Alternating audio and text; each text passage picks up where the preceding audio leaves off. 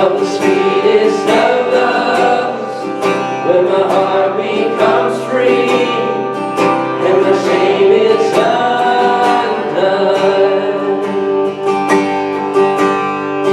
Your presence, Lord.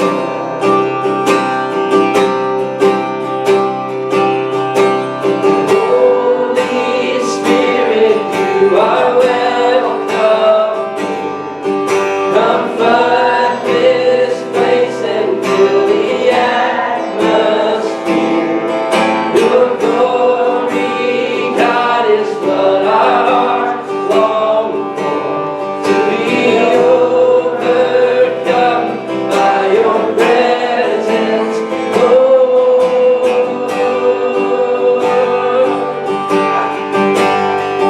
Your presence, Lord.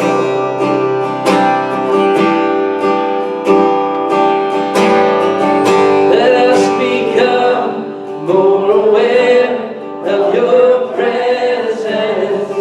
Let us experience the glory of your goodness. Let us become more aware of your presence. Let us experience the glory of your goodness. Let us become more aware of your presence. Let us experience the glory of your goodness.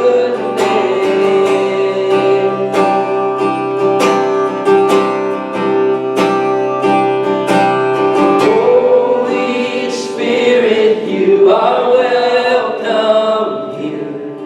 Come flood this place and fill the atmosphere. Your glory, God, is what our hearts long for.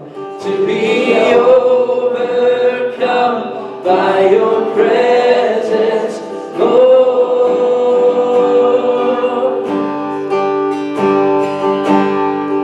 Your presence, Lord. Sing that one more time, Holy Spirit.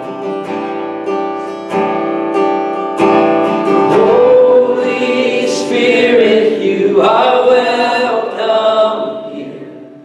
Come flood this place and fill the atmosphere. Your glory, God, is what our hearts long for. To be overcome by your presence, Lord.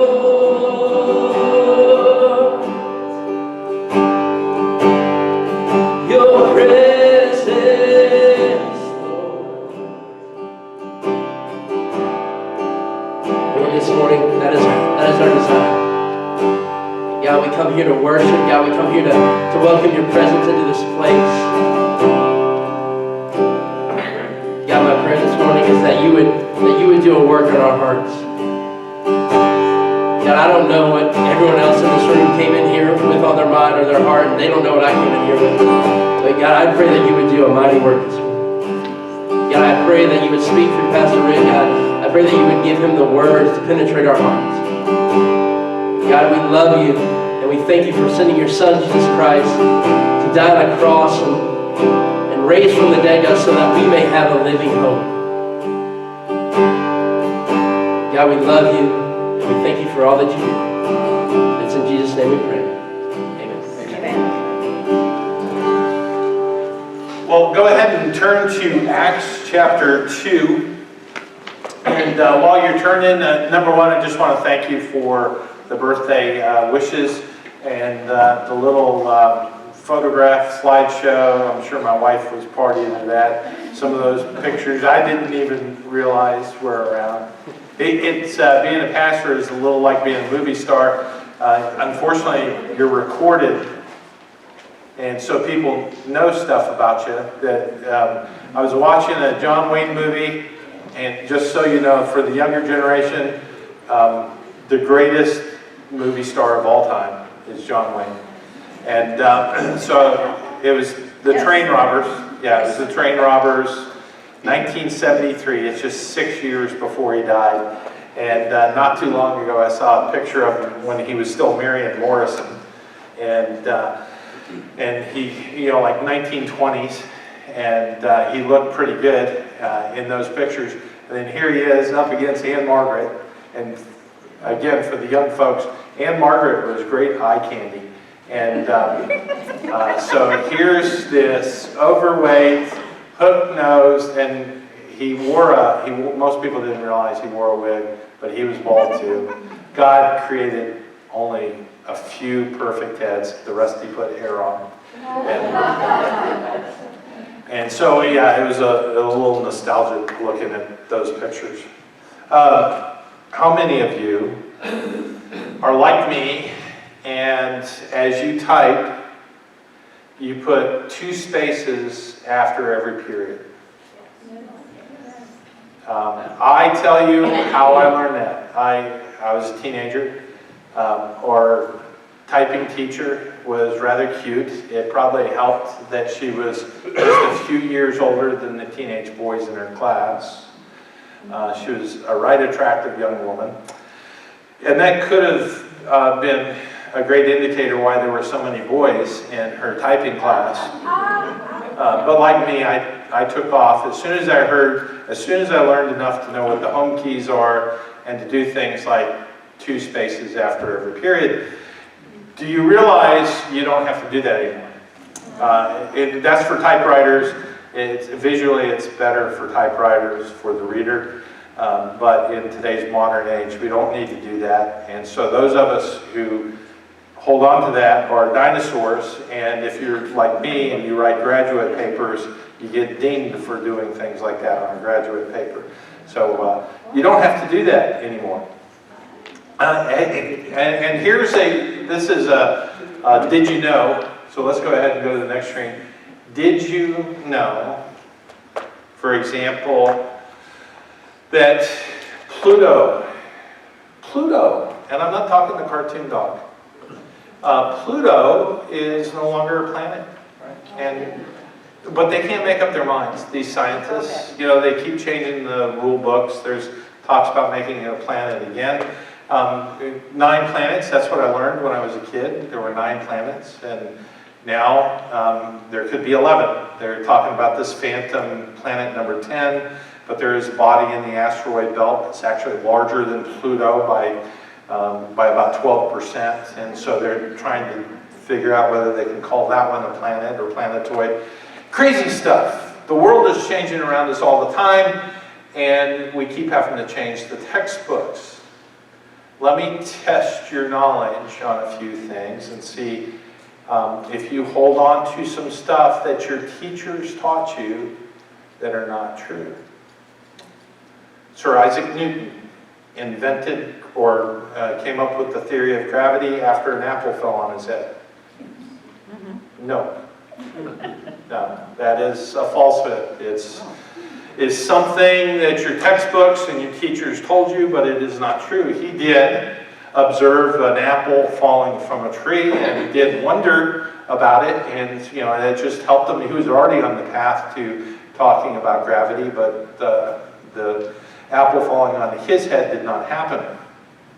George Washington, you've heard his dentures were made with wood. True? False? True. False. False. No, did not have wooden dentures. It is true that when he gave his inaugural address, he only had 1 tooth left in his head. That was his own. It is true you can go to the Smithsonian and you can see his dentures. But there's another little known fact about George Washington, and that is he did have some teeth.